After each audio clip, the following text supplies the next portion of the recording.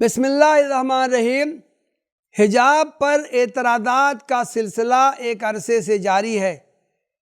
یہ اعتراضات غیر مسلموں کی جانب سے بھی کیے جاتے ہیں اور آزاد خیال مسلمانوں کی جانب سے بھی۔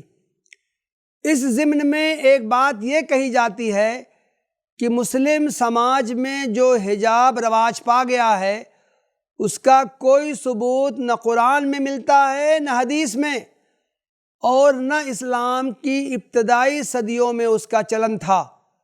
آج کا مروج حجاب مسلمانوں کے دور زوال کی یادگار ہے۔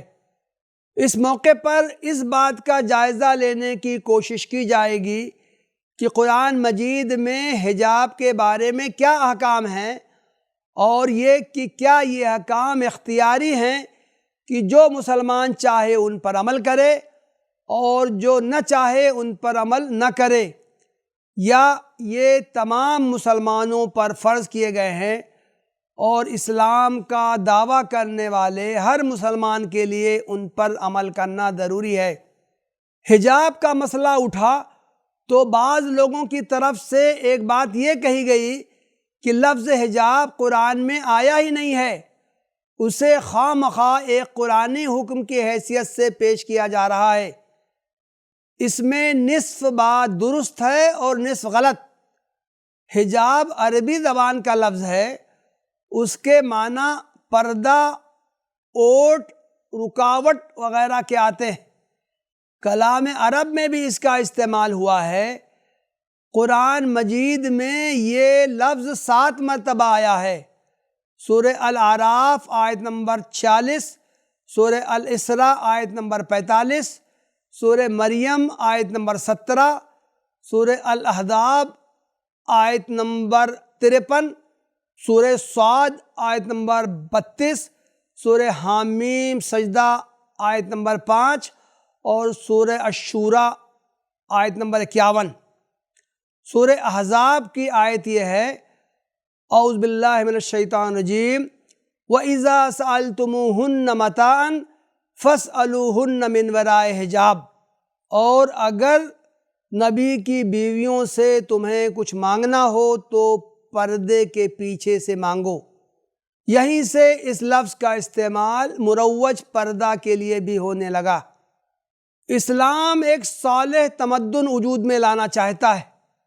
اس کے لیے وہ چاہتا ہے کہ مرد و عورت کے درمیان نکاح کے ذریعے مستقل وابستگی ہو، اور اس وابستگی کے ذریعے خاندان کی تشکیل ہو۔ نکاح کو استحکام بخشنے کے لیے وہ آزاد شہوت رانی کے تمام دروازوں کو سختی سے بند کر دیتا ہے۔ نظام معاشرت کی امتیازی خصوصیات کو قائم رکھنے اور اجتماعی ماحول کو پاک و صاف رکھنے کے لیے اسلام معاشرے کے ہر فرد کے دل میں اللہ کا خوف پیدا کرتا ہے۔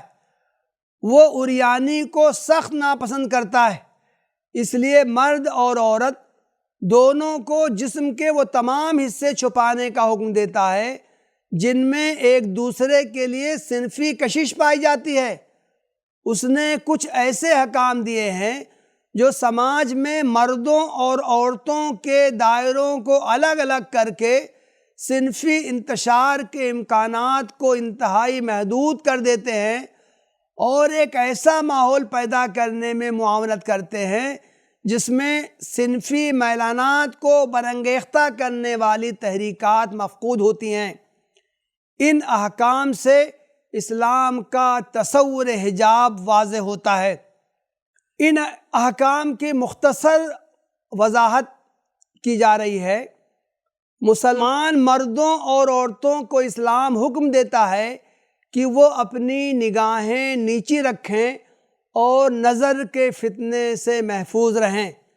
اللہ تعالیٰ کا ارشاد ہے، قُل لِّلْمُؤْمِنِينَ يَغُضُّوا مِنْ أَبْصَارِهِمْ وَيَحْفَظُوا فُرُوجَهُمْ ذَلِكَ أَزْكَىٰ لَهُمْ إِنَّ اللَّهَ خَبِيرٌ بِمَا يَصْنَعُونَ وَقُل لِّلْمُؤْمِنَاتِ يَغْضُضْنَ مِنْ أَبْصَارِهِنَّ وَيَحْفَظْنَ فُرُوجَهُنَّ، سورہ النور آیات 30-31۔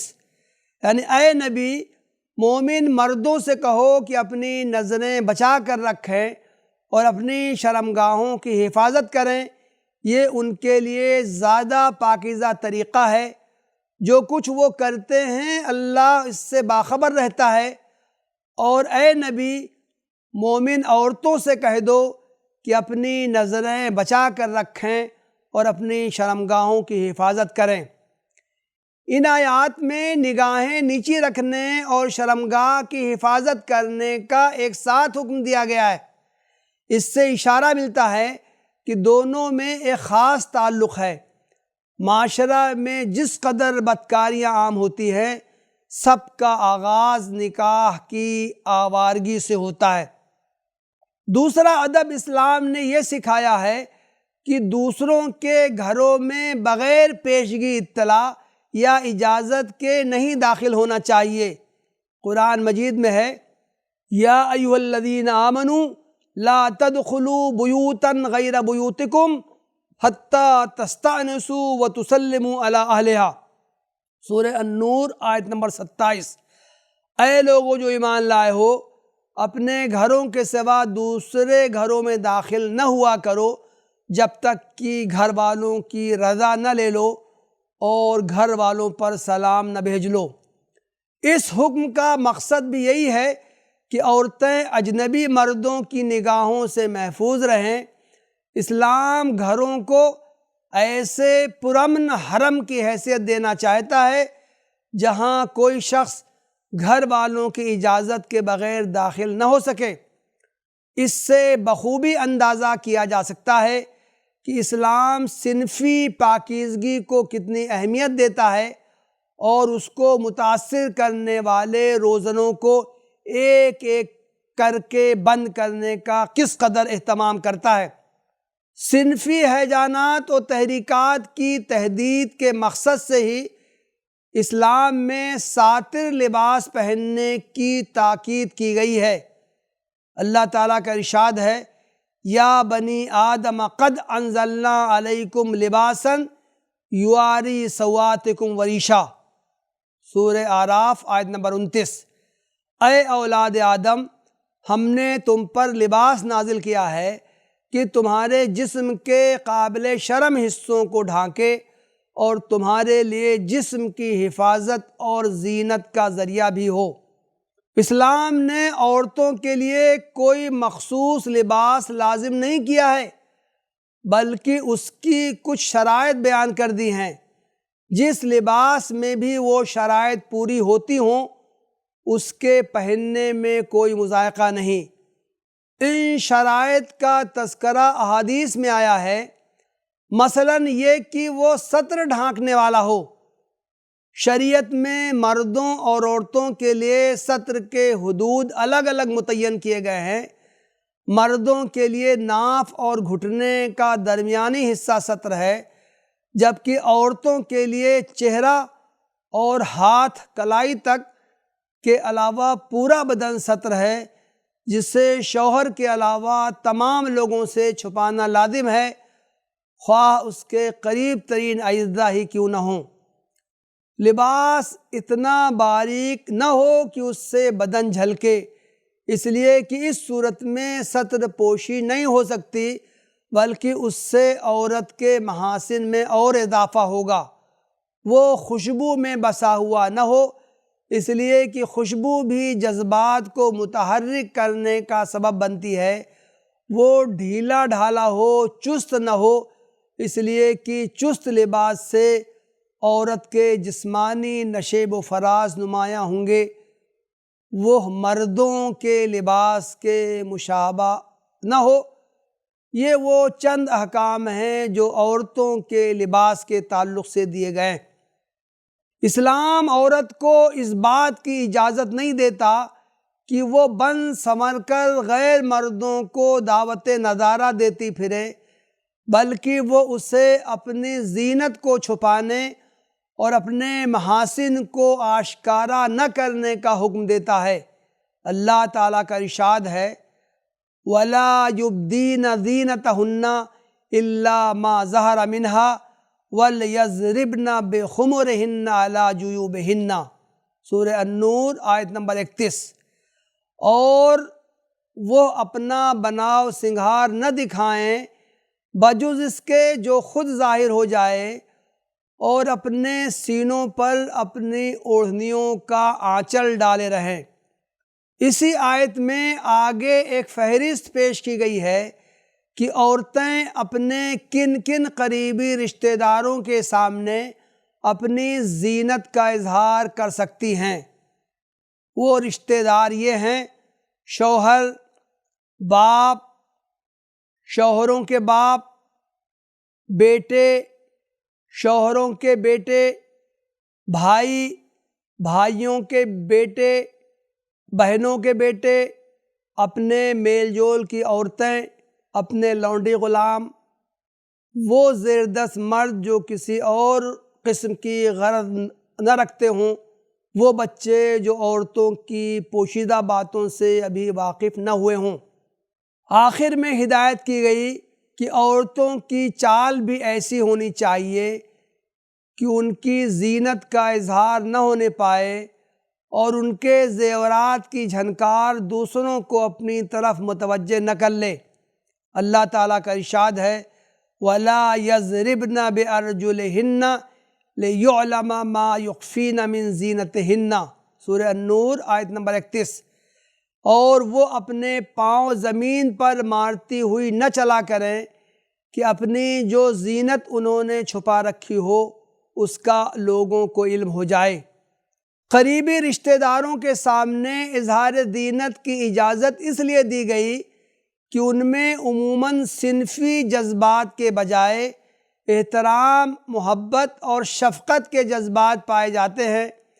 اسی طرح نابالغ بچوں کے سامنے بھی اس کی چھوٹ دی گئی کہ ان میں بھی صنفی جذبات مفقود ہوتے ہیں۔ اس سے واضح ہوا کہ اظہار زینت کی ممانعت کی اصل علت صنفی ہیجانات و تحریکات سے معاشرے کو بچانا اور عورت کو ان سے محفوظ رکھنا ہے۔ یہی وجہ ہے کہ بوڑھی عورتوں کے لیے لباس کی وہ سختی نہیں رکھی گئی ہے جو جوان عورتوں کے لیے ہے، کیونکہ ان کو دیکھ کر عموماً صنفی جذبات نہیں ابھرتے، البتہ انہیں زینت کی نمائش کرنے سے منع کیا گیا ہے۔ اللہ تعالیٰ کا ارشاد ہے: وَالْقَوَاعِدُ مِنَ النِّسَاءِ اللَّاتِي لَا يَرْجُونَ نِكَاحًا فَلَيْسَ عَلَيْهِنَّ جُنَاحٌ أَن يَضَعْنَ ثِيَابَهُنَّ غَيْرَ مُتَبَرِّجَاتٍ بِزِينَةٍ وَأَن يَسْتَعْفِفْنَ خَيْرٌ لَهُنَّ، سورہ النور آیت نمبر 60۔ اور جو عورتیں جوانی سے گزری بیٹھی ہوں اور نکاح کی امیدوار نہ ہوں، وہ اگر اپنی چادریں اتار کر رکھ دیں تو ان پر کوئی گناہ نہیں، بشرطے کہ زینت کی نمائش نہ کرنے والی ہوں، تاہم وہ بھی حیاداری ہی برتیں تو ان کے حق میں اچھا ہے۔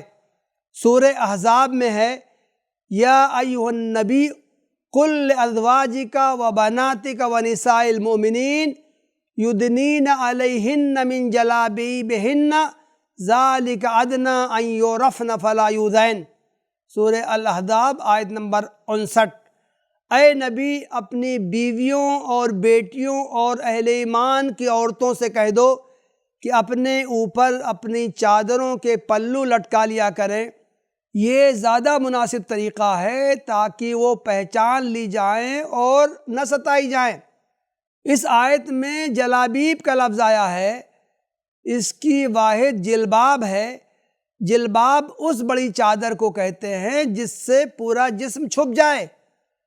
حکم دیا گیا کہ عورتیں گھروں سے باہر نکلیں تو چادر سے اپنا پورا بدن ڈھک لیا کریں، اس طرح انہیں پہچان لیا جائے گا کہ وہ شریف عورتیں ہیں اور بدقماش لوگ انہیں چھیڑنے کی جرات نہ کر سکیں گے۔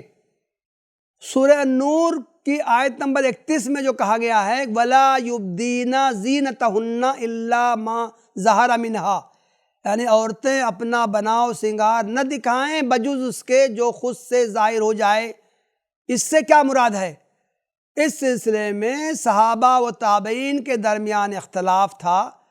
بعض کے نزدیک اس سے مراد ہے چہرہ اور ہاتھ اور وہ اسباب زینت جو ان میں ہوتے ہیں کہ وہ پردے میں داخل نہیں، جبکہ بعض کے نزدیک اس سے مراد بیرونی کپڑے ہیں کہ انہیں چھپانا ممکن نہیں۔ ان کے نزدیک عورت نامحرموں سے چہرہ اور ہاتھ دونوں کا پردہ کرے گی۔ یہ اختلاف بعد میں مفسرین، محدثین، فقہا اور اہل علم کے درمیان بھی باقی رہا۔ اس تفصیل سے واضح ہو جاتا ہے کہ مسلمان عورت کے چہرہ چھپانے یا نہ چھپانے پر تو علماء کا اختلاف ہے، لیکن اس کے علاوہ پورا بدن چھپانے پر ان کا اتفاق ہے، کیونکہ یہ حکم صراحت سے قرآن مجید میں موجود ہے۔ اس لیے یہ کہنا درست نہیں کہ حجاب کا حکم قرآن میں موجود نہیں، یہ بعد کے زمانے کی ایجاد ہے۔ وآخر دعوانا ان الحمد للہ رب العالمین۔